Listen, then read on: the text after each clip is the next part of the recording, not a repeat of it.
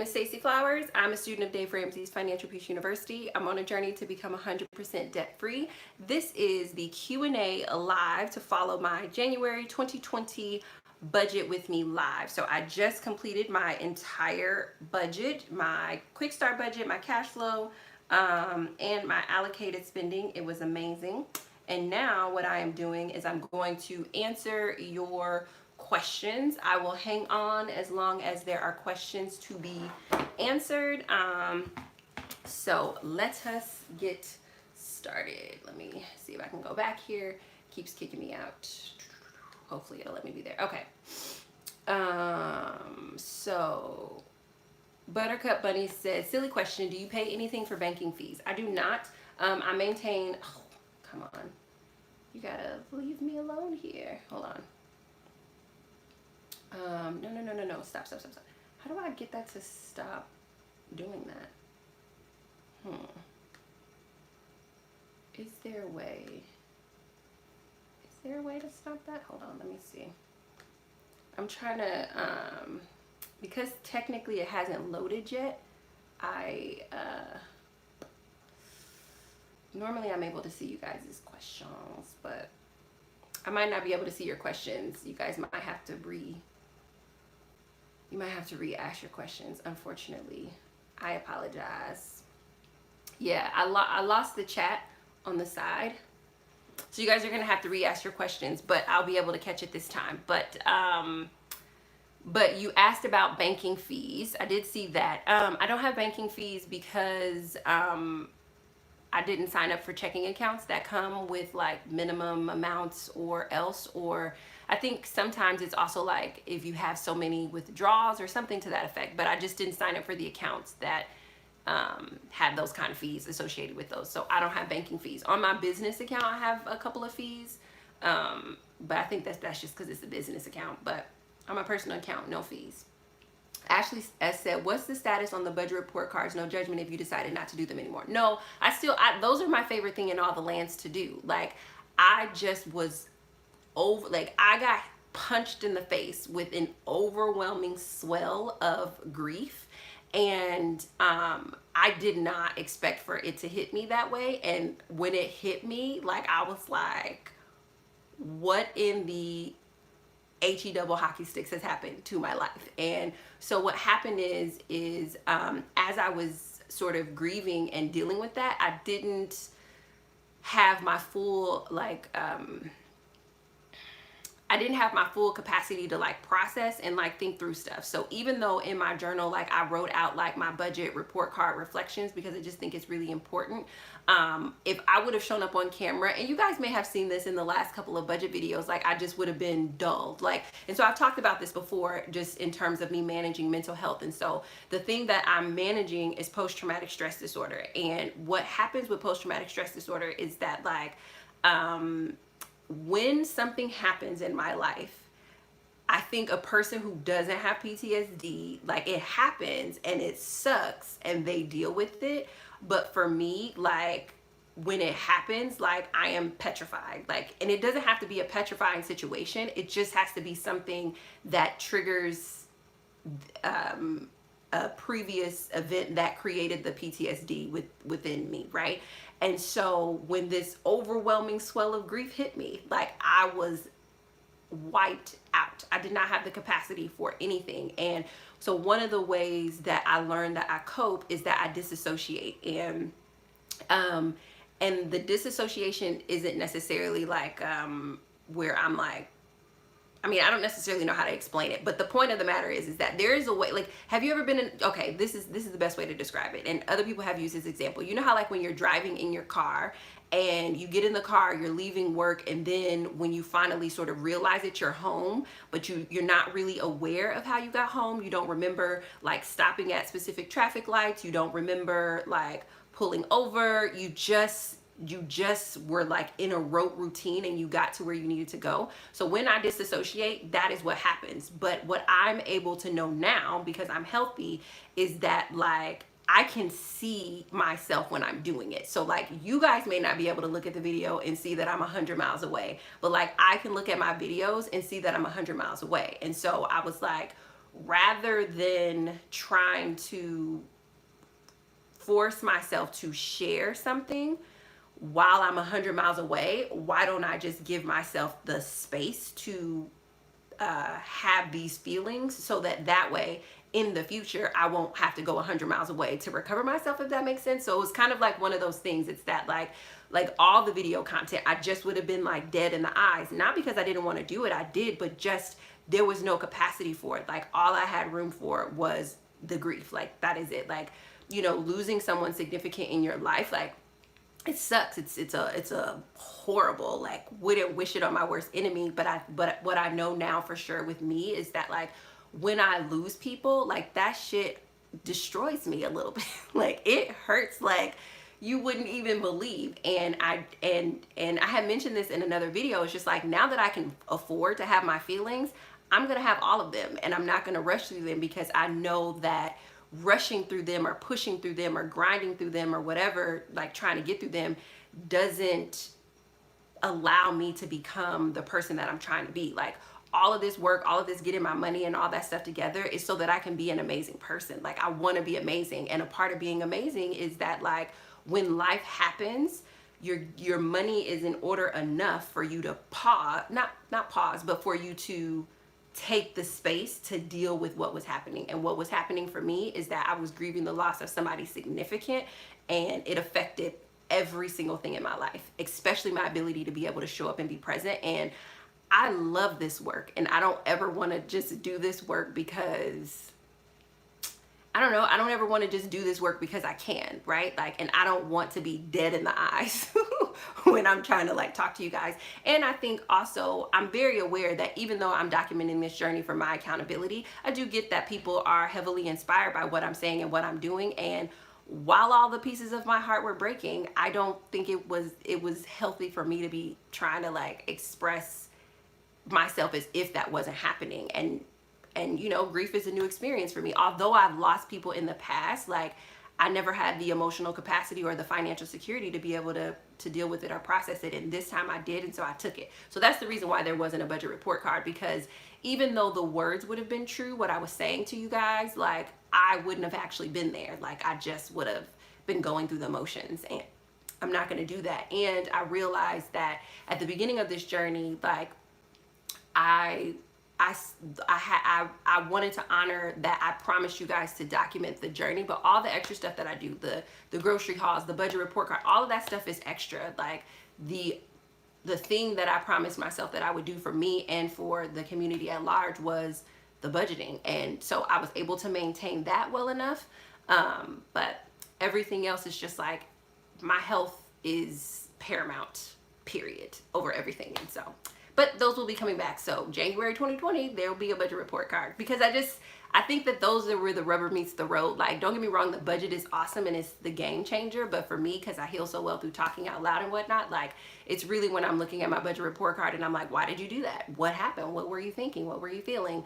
That like, I really can see the transformational stuff. So, but great question. Great question.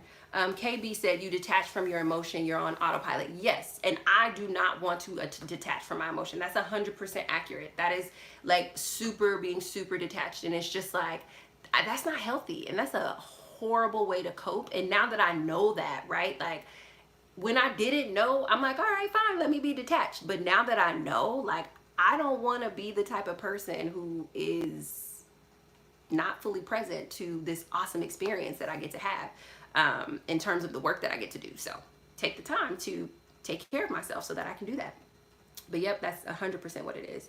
Ashley S said, losing someone who is still alive is what probably hurts the worst. The person is still alive, but you've parted ways, so the injury hurts doubly painful. Yes, I agree. And I think it hurts doubly painful because of because it's like you know how, I mean, well, no, let me not say that, because I've only lost people in death in younger years. I haven't lost, so I guess I can't really make the comparison, but it definitely feels like it's doubly painful. I will agree. Why Gmail account said hello from Puerto Rico. Hello. Martina said, do you plan on doing reflections on 2019's and goals for 2020? Yes, those videos are coming to a screen near you. YL Gmail said, any advice on saving to buy a home? I live with my mom and my daughter, but I find it a very toxic environment. Can't wait to have my own place. I'm a fan of baby steps. So I know like a lot of people like to like go from I'm living with someone to I want to buy my own house, but like I'm a fan of baby steps. So why don't you try like going from living with your mom to living in your own apartment with your daughter before you buy a home? Because there are things that you don't understand right now about home ownership that you are glorifying, right? You're like, oh, it's my property, I will own it, it belongs to me. Like when you're not in the situation, it's easy to be like, oh, this will be the best thing ever. But the truth of it is home ownership is a really big responsibility. And if you haven't exercised the muscle of caring for a home, possibly via an apartment or having your own space with your daughter, it's not to say that you're not ready to have a home, but that responsibility that comes with it could actually end up not being a blessing. It could totally be a burden. So I would say, unless you're living with your mom for the purposes of saving for a home, right? Then I would make my goal to move into an apartment or a home renting first and doing that well for a year to 24 months before I move right into home ownership.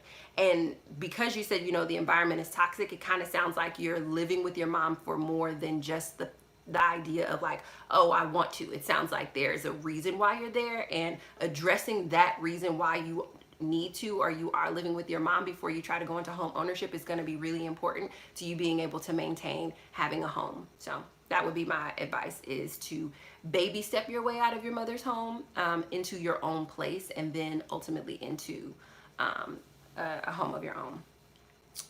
Ashley S, do you have any trips planned for 2020? What destinations do you choose for any unplanned destinations? So I don't know if you guys follow me on Instagram, but I did make mention that 2020 is my year of no vision, no new goals, and no plans. So I do not have a single plan for 2020. And let me tell you, I am a woman who always has a plan, who always sets new goals, and who always does a vision. Like I've literally been doing vision boards since 2000, and I've been doing vision boards I think since 2007, but I've been creating a vision since 2003 when I first learned about them when I was 19. And I've always updated my vision every year. So 2020, like everybody's all like 2020 vision, it's vision. And I am feeling an overwhelming sense to step away from that and to step back from that and to not be this person who makes all these plans, because I think as I'm coming into financial security, what I'm learning is a lot of the things that I reached for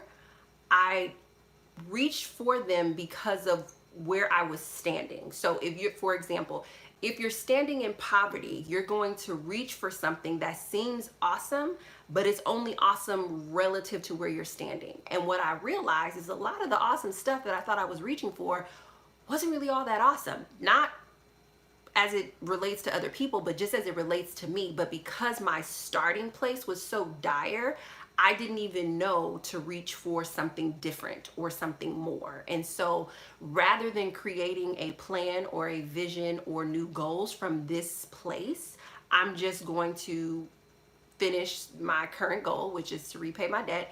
And then once my canvas is completely blank, from that new position of true financial freedom, to cast vision and new goals and plans from there. So I do not have anything planned. This isn't to say, so now hear me. So this is on the personal side. On the business side, obviously I'm a whole entire entrepreneur and I run a real business. So my business has plans because it's a business, but me personally, I don't have any personal plans. A friend recently reached out to me and she wants me to go to an event with her. And so right now I'm looking into it, but rather than me being like, well, I'm gonna do 4 events, and I'm not necessarily doing it that way. It's like, as something is presented to me, I will either say yes or I will say no, rather than saying, well, these are the 4 things that I'm gonna do next year. These are the 5 people that, like, no. It's like, I don't have any plans, I don't have a vision, I don't have any new goals. I just have this blank canvas, and I'm gonna spend 2020 exploring what it means to be the person that I am at this particular stage and phase in my life. And I'm freaking out, but I'm also kind of excited about it. So yes, hope that answers your question. Um, so yes, so no trips planned. I mean, the clients that I have in Rwanda, they're definitely asking me to come out again. I have another potential client in Kenya. He wants me to come out. But literally it will just be a matter of me saying yes. I do know that in January I'm going to be in Florida and Texas. But again, that's on the business side, so I don't necessarily see that as like personal planning. But yeah. Martina said, do you use envelope systems after dividing your money into categories? How do you manage it? I don't, and the reason I don't use envelope systems is because I don't have enough categories where I need to organize money in cash. So like I have my pocket money in cash and then groceries sometimes in cash. So I just don't have it as many categories. I think if I was dealing with a larger family, if I had like gas, groceries, pocket money, personal hygiene, like if I had categories where monthly I was actually spending money on different things, it would make more sense. But because I don't have those needs, I've never really gotten into the cash envelopes because I just don't have enough expenses that need to be converted into cash to help me to curb my spending. But I do hear cash envelopes are amazing, and probably when I'm 100% debt free, maybe I'll use the cash envelope system to just encourage me to probably spend, but also to stick within certain budget requirements. Guyana Coco, my husband and I got orders for Japan. It will take me time to find work, and I'm worried my debt payoff will take a hit. Any advice on paying forward? It's okay that it takes a hit. I think that so many people think that everything has to happen right now, like, and if it doesn't happen right now, then something is wrong. It's like, no, like your life happened. Like, rather than being like, oh man, we got to go to Japan and this is going to interrupt my debt payoff, it's like, oh, me and my husband get to go to Japan. I wonder how we're going to keep paying off debt. Like, rather than getting anxious about it, be curious about how being in Japan will change the process of paying off your debt, rather than making Japan a impediment to you doing it rapidly. Like I think we gotta give a little bit more room for life. Like, it's like Japan is happening, and if you see it as an impediment, it's going to be a problem throughout this journey, rather than, oh, Japan means I pause for a quarter, or, you know, because we're saving, or Japan means we have to add a little bit of 6 months on there, or Japan means that thing that we've been thinking about doing for the last 8 months, we really need to do it because, as you can see, Japan came up. Like, it's like I would approach it with a little bit more curiosity versus angst and worry and stress that like the time of being able to pay off the debt is, you're no longer going to meet that deadline. Don't let that deadline cause you to miss the fact that you and your husband are about to go to another country and be exposed to this glorious experience that could teach you a thing or two about how you're managing your money and ultimately how you're living your life. That would certainly be my advice there. Naisha Harris said, will you start a fund to help with your son's senior activities such as grad night, prom? Will his college fees become a part of your monthly budget? Yes, his college fees will become a part of my monthly budget. No, I don't think I'm going to start a sinking fund for his expenses. I think what I'm going to do is just pay them out of the month that they come up. I know that I should, you know, do a sinking fund, but you guys know that I don't have a great relationship with savings. And I really was like, okay, 2020, you'll make 2020 about doing a sinking fund. But I realized that if I try to learn how to become a saver in 2020, it is going to be a distraction from me just paying off my debt. Like, I just want to laser focus on paying off my debt. And if I try to learn a new skill, like how to save, I'm not going to be focused. It's going to be the most beautiful distraction I've ever played with. And rather than doing that, like, I'm going to take economic responsibility for my company, do my darndest to bring in beautiful income so that way when my son's senior class expenses come up, I can pay for them in cash in the month that they come up, and in the months when I can't pay for them, to deal with that. But that's a great question. I'm not naturally a saver. Like, I want to be, and you know, who knows, maybe 2020 will bring me to a place where I can focus on that. But right now, me trying to learn how to become a saver would be a distraction to me getting out of debt. So I'm not gonna do that. Beautiful distraction, but distraction nonetheless.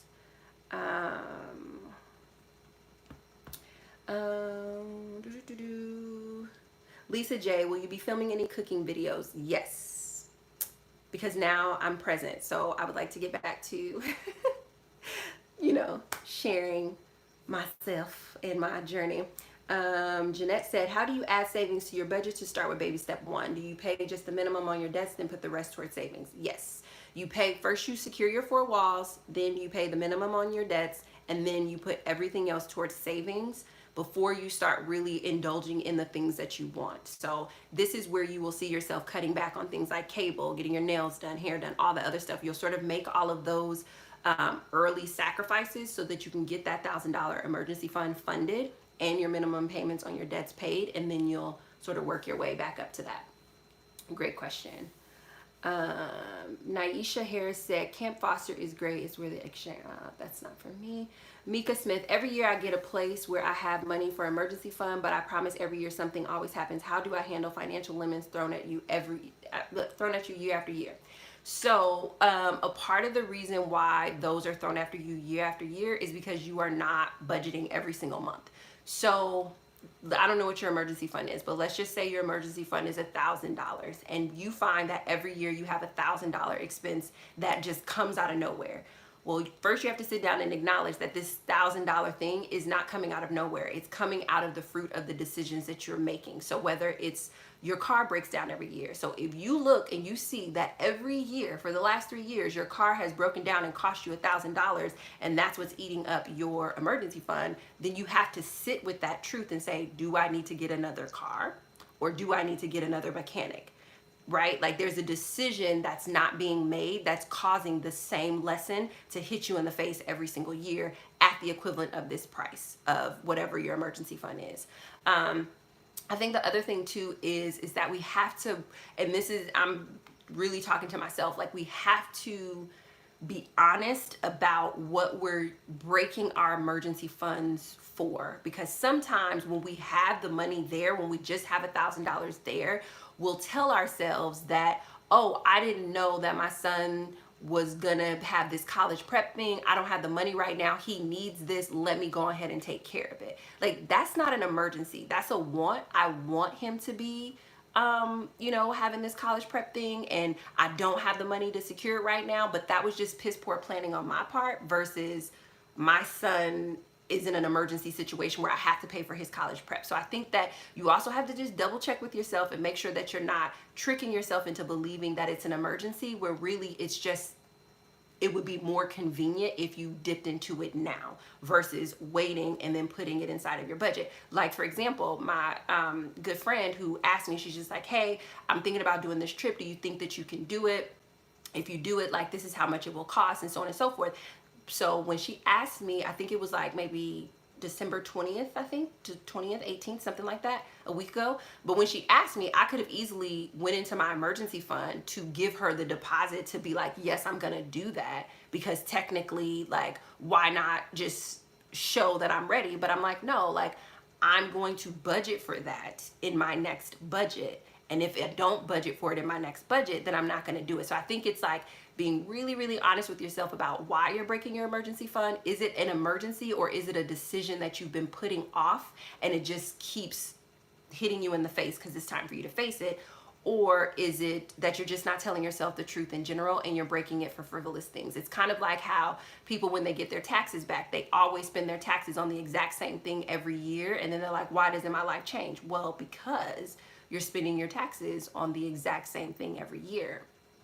And those things don't work for you. So I would probably start there and really figure out what is the thing that you're doing that's breaking it. Like I had to be honest with myself and realize that when I had resentment, guilt, and shame, I was not saving anything. I was like, as long as I feel resentment, guilt, and shame, I will not allow myself to save. And I felt guilty for having a savings when my family didn't necessarily have money. And so I would always try to get rid of my savings so that way, if they asked for money, I really didn't have it, versus standing in my truth and being like, no, I have $1,000 in my savings account, but I'm not going to break my emergency fund for you. That's the truth that'll hurt your feelings and make you feel like a terrible person until you really have to realize that, like, but the truth is your situation is not an emergency for me, right? It's hardest thing, it's hardest lesson in all the land for me so far. T Gooding said, if you are behind on your bills, do you do that baby step, baby? You do baby step 0. If you're behind on your bills, you do baby step 0. And baby step 0 is about securing your 4 walls, which is food, transportation, clothing, shelter. Food, transportation, clothing, shelter. And there's one more. I have a video on it. I believe it's insurance, but I do have a video on it. And you secure your 4 walls first. You make sure you have enough food to be able to eat, to have the energy to be able to go to work. You make sure you have transportation to be able to get to work. You make sure you have shelter to be able to have some place to be able to rest and restore so you can get to work, etc. You make sure you have the insurances to cover if anything big or major happens in your life. But you do baby step 0 before you do baby step 1. And that is all about you securing your 4 walls. What I actually call it, that's what Dave Ramsey calls it. What I call it is restoring my financial dignity. Like, you have to get those bare minimums covered before you try to save your $1,000, or you will always be dipping into your $1,000. So like, say you are behind on your electric bill, and your electric bill is $500 and some, but they put you on a payment plan where you pay $127 a month, and now you make enough money to make that payment, but truly you're $500 and some odd behind. You are still in baby step 0 until you are no longer past due on any of your accounts. That makes sense.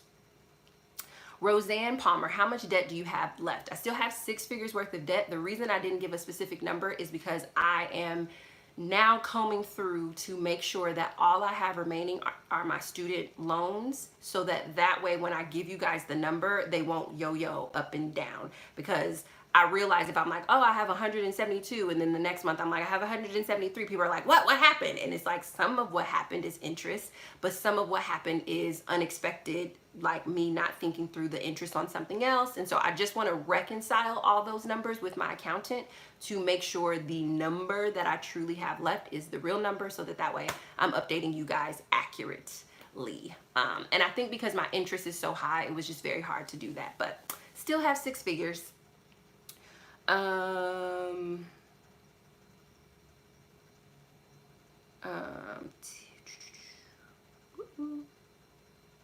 T Gooding said about $900 on back property taxes, and I'm paying $600 a month. Yeah, so once you get your back property taxes like taken care of, I don't know if you're seeing that as a debt or if you're seeing that as not having your 4 walls secured. I don't really understand property taxes fully. I think of what I've heard, if your taxes are back due, like the government or the bank possibly can take your house. So I feel like that's a priority. You want to make sure you take care of that. But yeah, so it depends if you're organizing that as a debt or if you're organizing that as not having your 4 walls secure. And I think because it's your property taxes, I would say that means your 4 walls are not secure, and I would take care of that ASAP. Verna said, hey hun, from UK, would it be wrong to place reliance on the profit of a property sale to help become financially ahead and not use my current income to build towards financial freedom? No, there is no wrong way to get out of debt.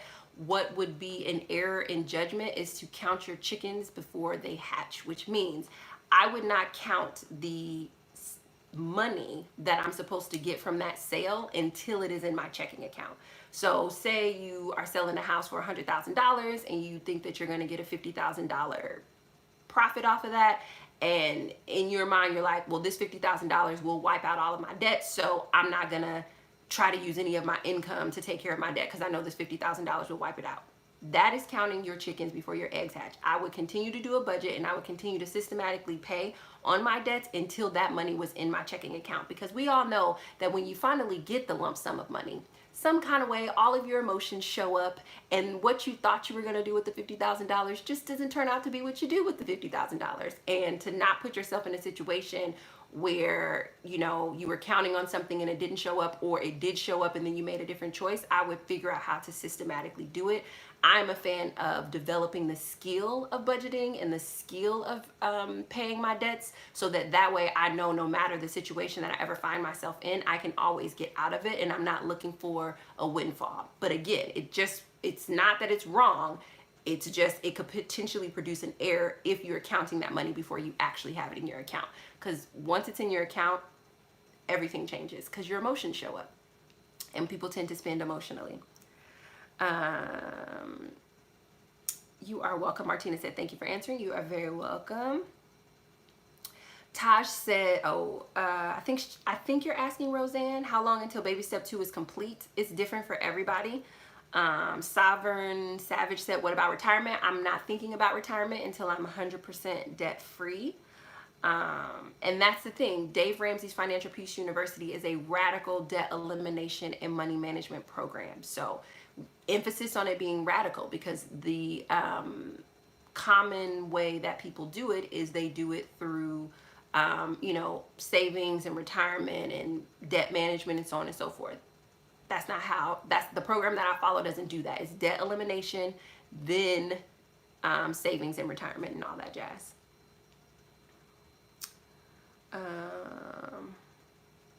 Julie Carr said, wow, it's been so long since we've seen you. I know, it's been so long since I've seen you guys too. It's very, I love this stuff. I'm happy to see you guys. YL Gmail said, do you like apps like Poshmarks or similar to make extra cash? In the beginning, I did do that, but for me, it became a distraction because I have a valuable skill set in the marketplace. It made more sense for me to focus my effort on building my business than trying to like side hustle or sell stuff through other programs. It just made more sense energy wise and mental capacity wise to focus on my business. So I do think that all of those sites work. And in the beginning, I did sell a few things to help in the beginning, but now I just focus on building a better, stronger, healthier business.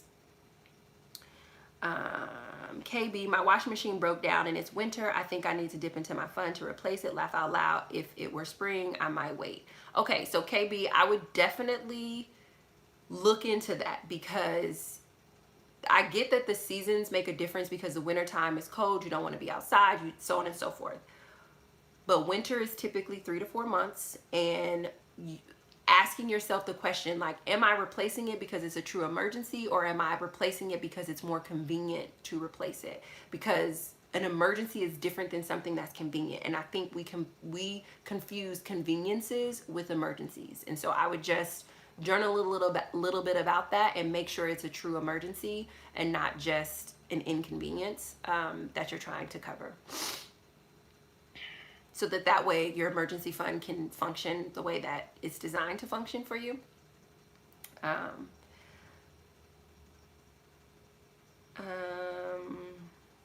S. Stafford VA said, the upkeep on my car is $1,000 per year divided by, okay, so yep, you're just having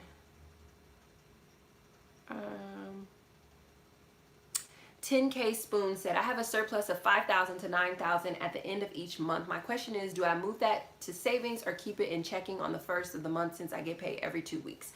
I think you need to do a budget, and you need to tell your money where to go, and you need to decide what your financial goals are. So when people ask general questions like this, it tells me that you don't know what you want to do with your money, and that's fine. But if you don't figure out what you want to do with your money, other people like me, a total stranger, are going to tell you something, and then you're going to do it, and then you might not get the result that you actually want, because I can only tell you what to do from the perspective of what I want, right? Like, I want to get out of debt. So if I had a surplus of $5,000 to $9,000, I would put it towards my debt. But I don't know what you want. And I think that you have to do a budget so that you can decide what it is that you want. So do you want to save? Do you want to get out of debt? Do you want to invest? Do you want to give? There's so many things that you could do with that $5,000 to $9,000. And again, there is no wrong thing. The only error is doing something that goes against what's in alignment with what you're choosing to focus on right now. So I think that you're asking the wrong question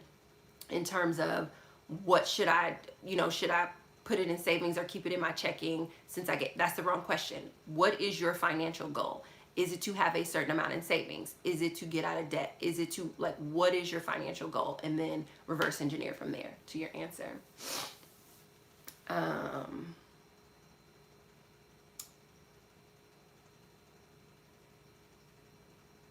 Julie Carr said, yes, it's cold. If you go to the laundromat, you might get sick. Then there will be a bill from there. Yeah, but that would be the equivalent of being like, yeah, you shouldn't go outside to go to work because you might get sick. That's not how that works, right? We know that that's not how the outside works. But these are the things that we do to justify going into an emergency fund for a convenience, right? Like, if she doesn't get sick going outside to go to work, the chances of her getting sick going outside to do laundry, it's not a thing. It's not a thing. Yeah, it's just not a thing. So we have, but our mind is, you know, you see how our mind works? Our mind will be like, girl, you're going to die. That's why you got to get this new washing machine and dryer, because you will die. You'll get sick in the medical. Our mind is a crazy little fun place to hang out in. Let's see. Lisa J said, are you vegetarian or vegan? No, but I'm probably mostly plant-based. I realized I have officially come to the conclusion that beef likes my body and other meats my body just does not enjoy.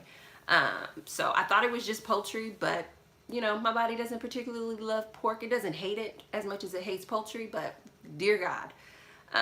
But beef, my body likes beef. It just tends to be a little bit pricier, so that's the reason why I'm more plant-based than not. KB said, I hear you, Stacey. Thank you. It's more about convenience. Yeah, like these are the truths that we have to tell ourselves. And if it's convenient, then you know it's not an emergency. Bella Star Martinez said, I can't live without my washer and dryer. Yes, it's an emergency. Guyana Coco, thank you. I may need to start looking at the move in a different way. Yeah, perspective is everything.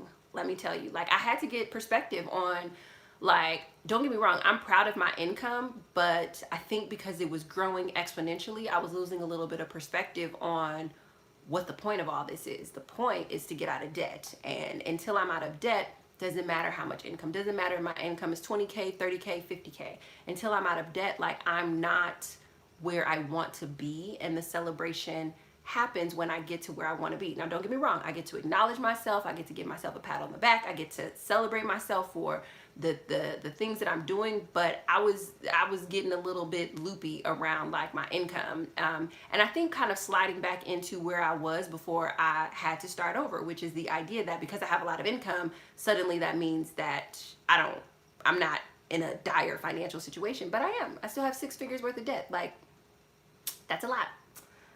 So that perspective helped me to really find my get up and go as well. So,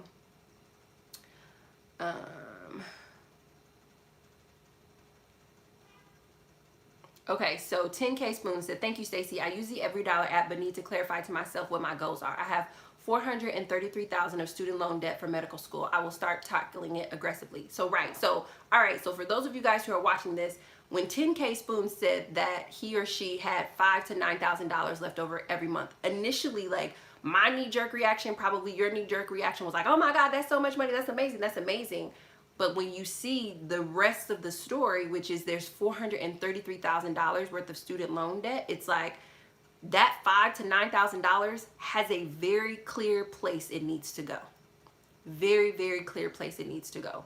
And when you don't have your whole, when we don't share our whole picture, this is for 10K Spoons, for me, for anybody who's watching, when you don't tell yourself the whole picture, then you get confused and you think, oh, savings or leave it in my checking, when there is $433,000 worth of debt that's there that can be managed with this amazing amount of disposable income. So I'm super happy that you shared that and you're able to make that connection. And the thing of it is that you said you're going to start paying on it aggressively. I think that that's wonderful.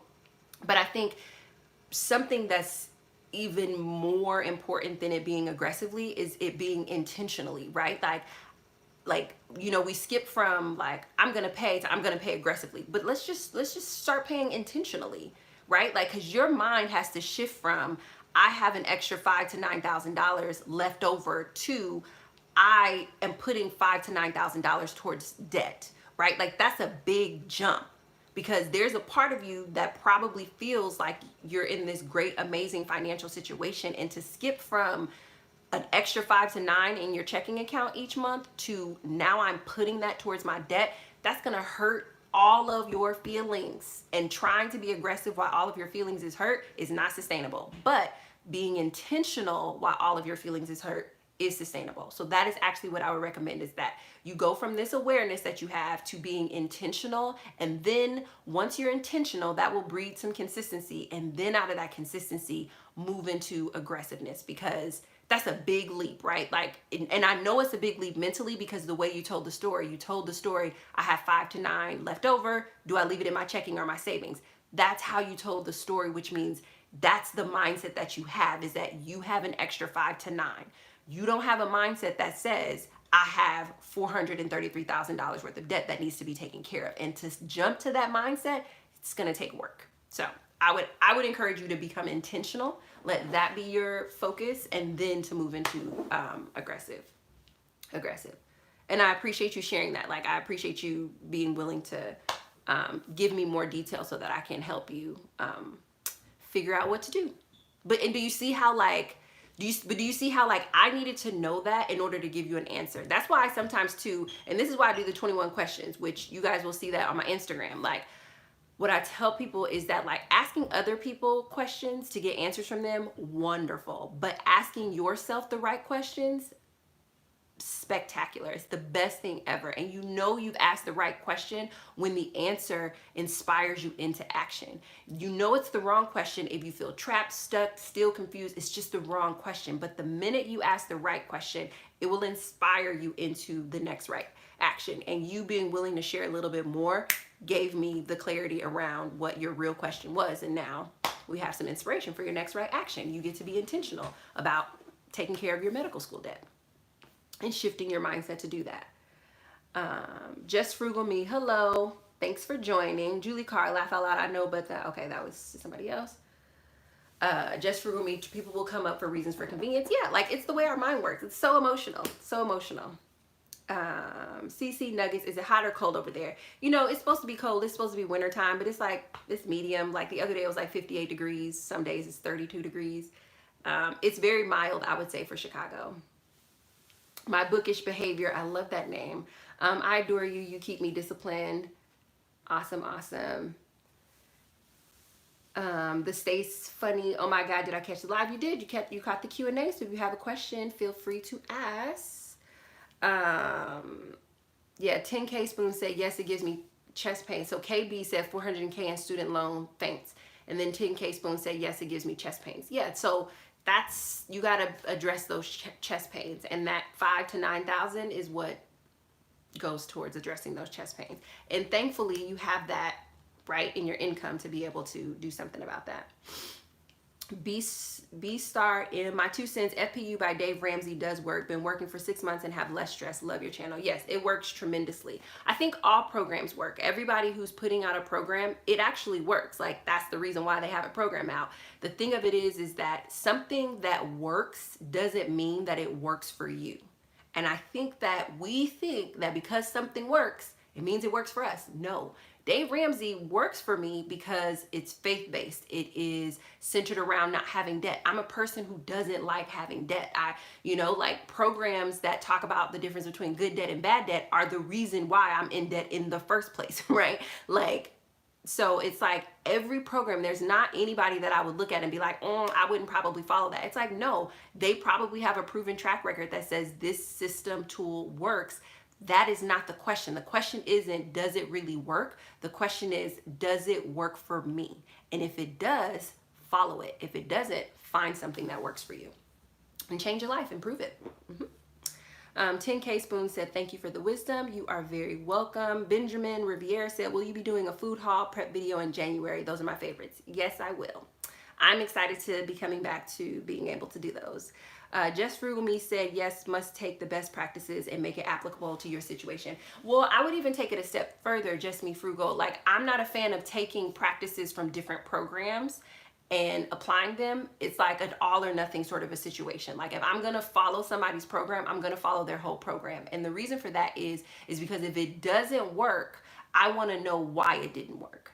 But if I'm like taking a little bit of Dave Ramsey, a little bit of Susie Orman, a little bit of Rami Satif, if I'm taking a little bit of all these people, when it doesn't work, I won't know what I need to correct.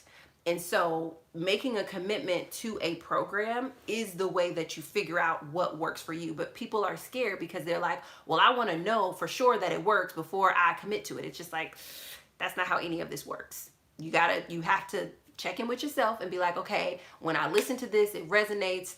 Like, it's like this. Like, some of you guys have been on here for 44 minutes and 25 minutes. 44 minutes and 25 seconds, right? Like, so there's something about what I'm doing, how I'm saying it, that works for you. You don't have to check in. You wouldn't be here for 44 minutes if it didn't work for you. something that I'm doing. You take that information and then you apply that to then what I would potentially be selling as far as like it being able to meet your needs. And the thing of it is that like if how I sound and how I'm doing my thing is in alignment and resonates with you and you follow it, you will get the results that I'm telling you. But if you're like, oh, I don't know about Stacey, like I like her, but I'm not for sure, but I prefer this person over here, so I'm gonna take half of theirs. If you do that and put it together, you're gonna get a hodgepodge of results and you're not gonna know what to correct when things go wrong. And if you've been following my journey, there have been many times where stuff has come up and I'm like, what's going on? And the reason I was able to auto correct is because I was following one program. And so when I messed up, I was able to be like, oh, this is where I messed up. Like there was a couple of months where I was paying myself one time a month and I wasn't doing the allocated spending and it was stressing me out and I couldn't figure out why. And the minute I started getting back to the allocated spending, cleared all that up. Why? Because I'm following one program that is very clear that this is the end game that you're gonna get. So my two thoughts there.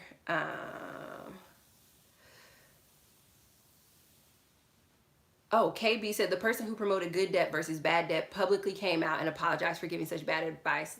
Yeah. Because that's this. If you guys notice, like all of my debt is student loans and business debt because that's good debt, right? Like, but no, it's just, there's no such thing as good debt or bad debt. There's just debt. And some people can manage it beautifully. Some people, like me, cannot.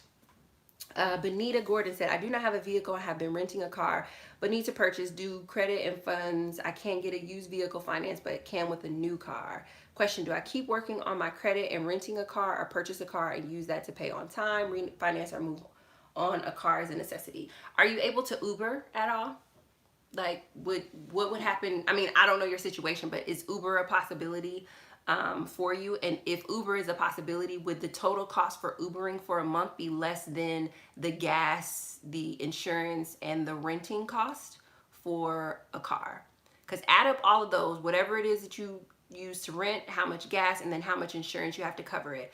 And if using Uber would be less than that, that would be the first thing that I would do. Is I would just be like, Uber is my car service, and you know, that's sort of the thing. So Benita said on a daily basis, Uber would be really expensive. It's not less. So when you add up the insurance, the gas, and the rental cost, when you add up all three of those expenses to maintain a car, it's less than it would be for Uber? Or are you just saying the cost to rent a car is less than it would be for Uber?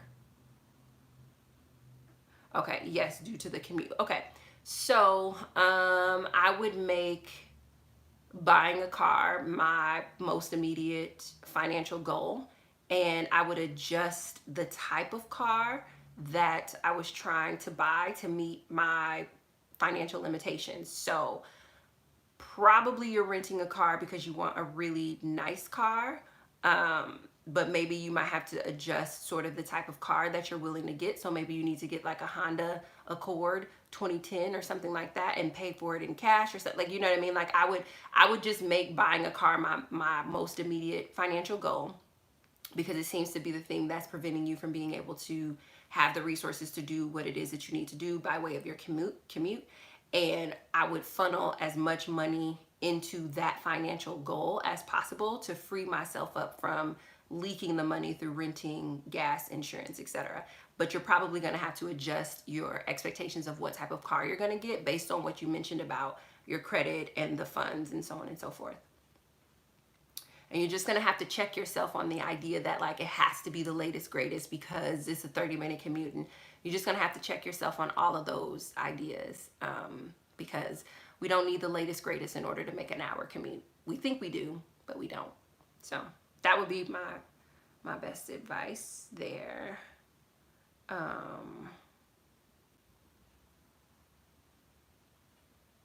I'm not a fan of debt, so I probably wouldn't go into debt to buy a car.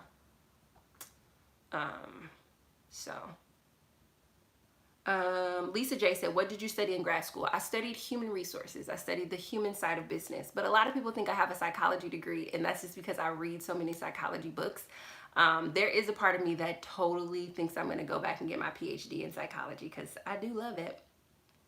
Unique said, will you do another clothing capsule video, winter maybe?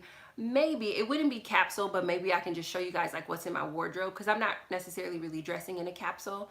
I'm just wearing clothes, but I think that I can bring you into my closet, because I did do some redesigning in there, and I kind of love going into my closet. Just frugal me. Yep, debt is debt. Debt is just, that's what it is. It's debt. It's neutral. Um, mm,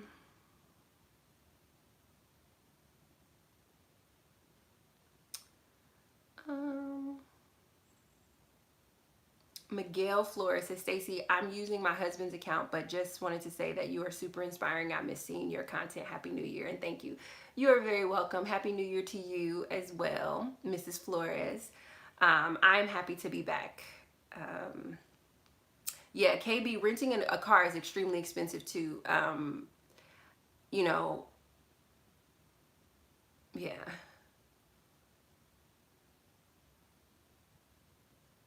Yeah, looking for a reasonable car, don't have to impress anybody. That's awesome.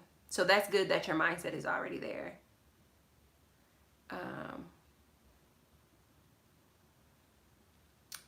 um, yeah, let me see, guys.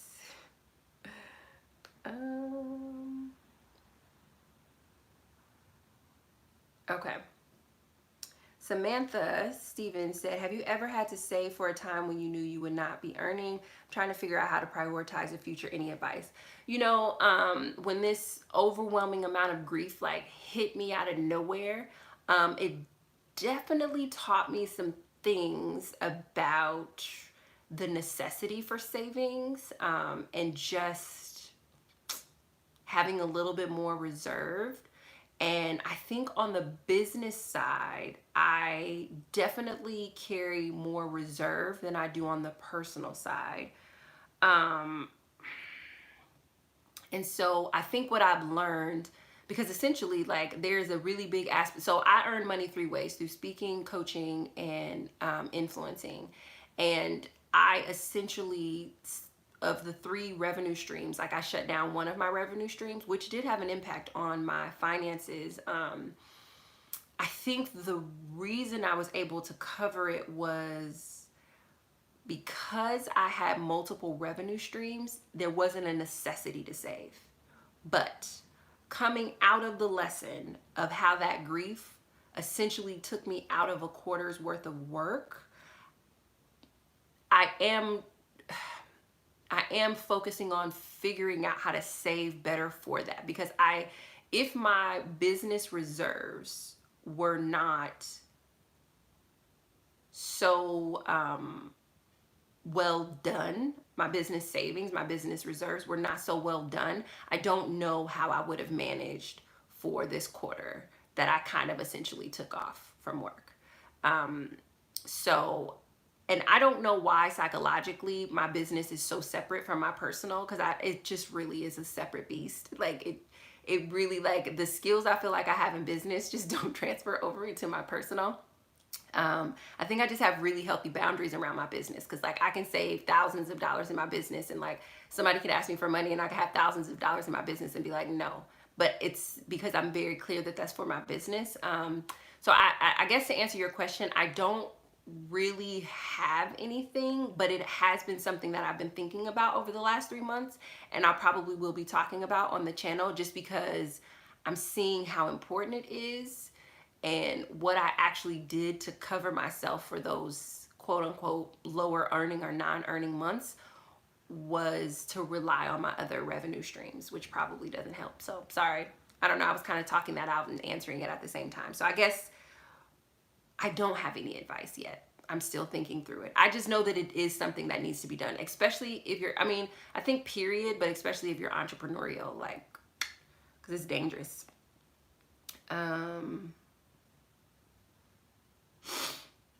This stays funny. I'm good at all my finances, thank God.